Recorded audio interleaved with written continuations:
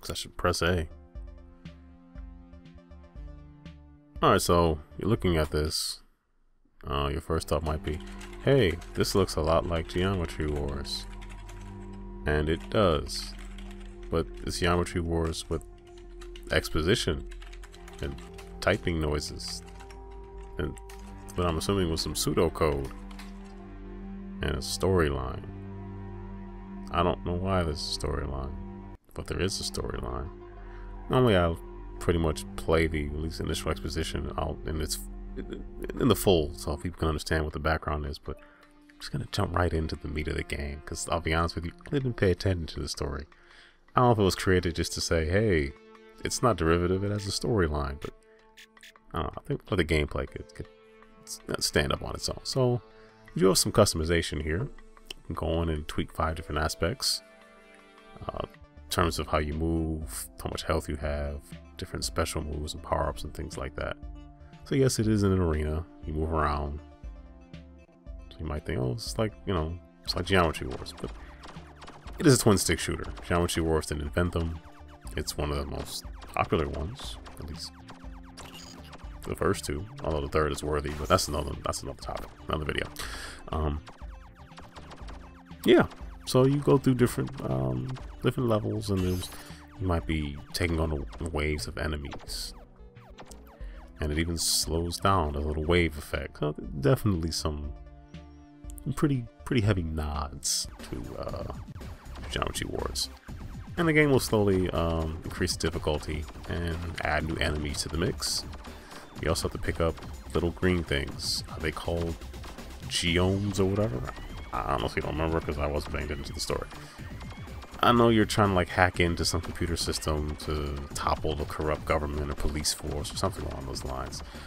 And if the developer is watching this, I'm sorry. I apologize. Normally I do kind of pay more attention to that kind of stuff, but I just kind of really got into the game. So again, does a good job of kind of showcasing all the new enemies, because oftentimes levels will pretty much involve you defeating X number of a new enemy type.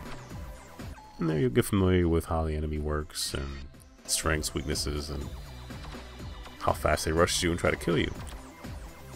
These are all important things to know. And the exposition, the story is not just at the beginning, it continues on. So as you play the game, the story does continue on. You can follow along with it if you choose to do so. And along the way you'll unlock new weapons, and you do some customization for each level that you go into. And I do like the fact that they do they showcase the enemies, and, you know, this new enemy type, here's what it does, defeat 200 of them. Sometimes they're easy, sometimes they're not, but definitely mixes it up. And then in addition to regular enemies, you have boss battles, which are very enjoyable. Who doesn't like a good boss battle, right? So Tachyon project kind of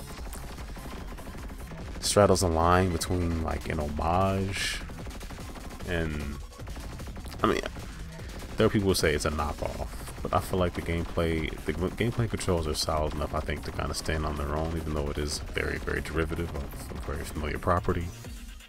I don't think that should take away from what the developers did. It's a fun game, and they did add a story, so if you really want to get into some of the lore, you can do that. If you just want to shoot stuff and look at the bright colors like I did, you can do that too. The choice is yours. The bottom line is the gameplay is fun, albeit a bit familiar.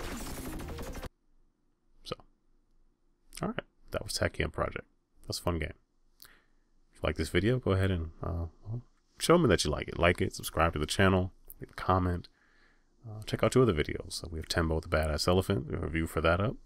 And there's a review for Slash Dash on the Xbox One. Tembo was on PC, PS4, and Xbox, I believe. And I think the Wii U. Should probably figure that out. I played it on PS4. Anyway, those are two very fun games, very different games, but just an example of some of the rich content that you'll find on this lovely YouTube channel. So I guess that's it. I've rambled enough. Check out GameEnthus.com. It's a funny podcast up there. Check that out too. It's all free.